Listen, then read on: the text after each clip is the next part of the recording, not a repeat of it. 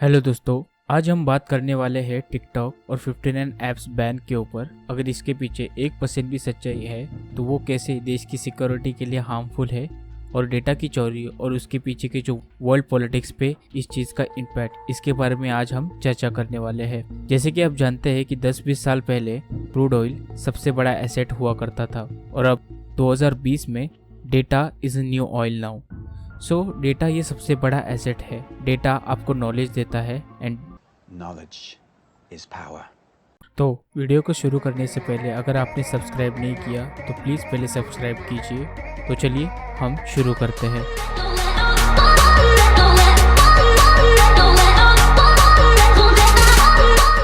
Welcome दोस्तों, जैसे कि आप जानते हैं कि सरकार ने टिकटॉक समेत 59 ऐप्स पे बैन कर दिया है और रिपोर्ट की माने तो सेंट्रल मिनिस्ट्री ने ये कहा है कि सेक्शन 69A और आईटी एक्ट के तहत इंडिया के सॉवरेनिटी और इंटीग्रिटी को सेफगार्ड करने के लिए हमने इन ऐप्स पे बैन लगा दिया गया है। पर्टिकुलरली चाइनीज ऐप पर बैन लगाने की फर्स्ट रीजन है चाइना की चाइनीज इंटेलिजेंस लॉ 2017, उसका आर्टिकल 14 और 16। इसके तहत अगर आपको चाइना में कोई भी कंपनी इस्टेब्लिश करनी है तो 14 के तहत चाइनीज इंटेलिजेंस कभी भी कंपनी से कोई भी नेसेसरी सपोर्ट और कॉर्पोरेशन की मांग कर सकती है और आर्टिकल 16 के तहत कोई भी कॉन्फिडेंशियल डेटा वो एक्सेस कर सकती है फॉर नेशनल सिक्योरिटी। और चाइनीज कंपनी को ये लॉ मानना ही होगा अगर चाइना में बिजनेस करना है तो। इसके अकॉर्डिंग अगर टिकटॉक इंडिया कितना भी कहे कि वो डेटा नहीं बांट रहा किसी फॉरेन कंपनी से, फिर भी वक्त आने पे चाइनीज गवर्नमेंट को ये डेटा उनको देना ही पड़ेगा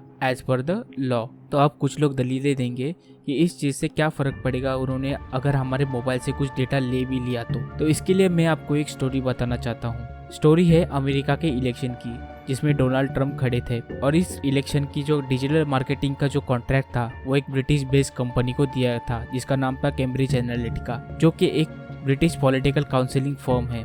ये कंपनी वही है जिसकी वजह से फेसबुक पे ये आरोप लगाया गया था कि उसने इस कंपनी को डेटा बेचा है और इसकी वजह से मार्क जुकरबर्ग को कोर्ट आकर ये दलील देनी पड़ी थी और क्लैरिफाई करना पड़ा था कि हमने कोई भी डेटा किसी भी कंपनी के साथ नहीं बांटा है।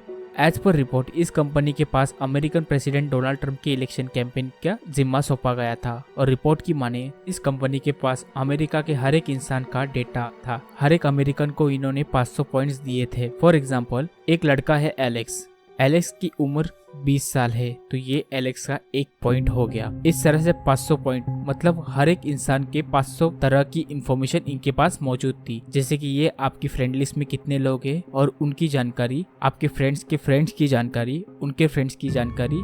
इस तरह से उन्होंने बहुत सारा डेटा इकट्ठा करके रखा था। उसमें से कुछ चीज़ें ऐसी भी थी कि आप किस तरह के पोस्ट को लाइक करते हो, किस तरह के पेज को रोज आप विजिट करते हो, किस तरह के आप कमेंट्स करते हो। अगर कोई आदमी अगर रिपब्लिक पार्टी के खिलाफ कुछ भी बोल रहा है या अगेंस्ट बोल रहा है तो वो डोनाल्ड ट्रंप के अगेंस्ट होगा। तो इससे डोनाल्ड ट्रंप के लिए कितना सपोर्ट है और कितना अगेंस्ट लोग उसके हैं ये समझना बहुत आसान हो गया उनके कमेंट्स के थ्रू। तो ऐसे लोगों को वो एड्स और रिकमेंडेशन एंड सजेशन के थ्रू डोनाल्ड ट्रंप के एजेंडा के रिलेटेड पोस्ट उन्होंने दिखाना शुरू कर दिया। मतलब डोनाल्ड ट्रंप अगर मुस्लिमों के अगेंस्ट कुछ बोलते थे तो उसके कुछ टाइम बाद आपके रिकमेंडेशन में मुस्लिम किस तरह से बुरे हैं, मुस्लिम कितना टेररिज्म फैलाते हैं, उसके रिगार्डिंग न्यूज आना शुरू हो जाएगा। आप एक बार इग्नोर करोगे, 2 बार इग्नोर करेंगे, लेकिन बार बार ऐसा होने पे आपकी मेंटेलिटी चेंज होना शुरू हो जाएगी और आप मानने लगेंगे कि हाँ मुस्लिम बुरे होते हैं और डोनाल्ड ट्रंप अगर प्रेसिडेंट बन जाते हैं तो वो इनके अगेंस्ट कुछ ना कुछ एक्शन लेंगे। और वैसे ही बाहरी देश के लोग, खास करके इंडिया के लोग यहाँ आकर जॉब्स करते हैं और उनकी वजह से यहाँ के रहने वालों को जॉब नहीं मिलता, तो वो इस दिक्कत को कैसे सॉल्व करेंगे। इस तरह के कितने प्रोपेगेंडा एडवर्टाइजमेंट के जरिए, पोस्ट के जरिए लोगों का पोलराइजेशन किया गया, जिससे कि वो जो भी उनके अगेंस्ट थे वो सपोर्टर में तब्दील हो गए। और ये कंपनी एक दिन में $1 मिलियन मतलब 8 करोड़ 80 लाख रुपए खर्च कर रहे थे एडवर्टाइजमेंट के लिए। मतलब आप समझ सकते हैं कि data is a new oil now और इसकी कीमत क्या हो सकती है। अगर आपको अभी भी यकीन नहीं हो रहा इस तरह से पोलराइजेशन हो सकता है तो मैं आपको एक दूसरी स्टोरी सुनाता हूँ। कोरियन वॉरफेयर के टाइम पे चाइनीज सोल्जर ने बहुत कोशिश की कि वो अमेरिकन सोल्जर से कुछ उगलवा सके, लेकिन वो ये करने में नाकाम रहे। उन्होंने उनको जबरदस्ती अमेरिका के अगेंस्ट कुछ चीजें लिखने को कहा और अमेरिका के अगेंस्ट कुछ न कुछ दिखाना या फोटोज और वीडियोस के जरिए उनको रोज ये सब चीजें दिखाते रहे। ऐसे रोज रोज देखने के बाद एक टाइम ऐसा आया न कि उन्होंने अमेरिका के सीक्रेट्स उनको बताए, बल्कि चाइनीज आर्मी के साथ बतौर सोल्जर वो अमेरिका के अगेंस्ट लड़ना भी शुरू कर दिया था। और अगर आर्मी के लोगों के साथ ऐसा पोलराइजेशन मुमकिन है तो नॉर्मल पीपल के बारे में तो आप छोड़ ही दो। ये सिर्फ डेटा नहीं है, ये आपकी सोच को बदलने की ताकत रखता है। अगर ऐसा डेटा किसी दुश्मन देश के हाथ लग गया तो इससे कितना बड़ा नुकसान किसी देश को हो सकता है, इसके बारे में आपको जानकारी भी नहीं है और आप सोच भी नहीं सकते हैं। तो एज अ रिस्पॉन्सिबल सिटीजन हमें इसको सपोर्ट करना चाहिए। ये बातें मैंने आपको द ग्रेट हैक नाम की एक डॉक्यूमेंट्री से बताई है।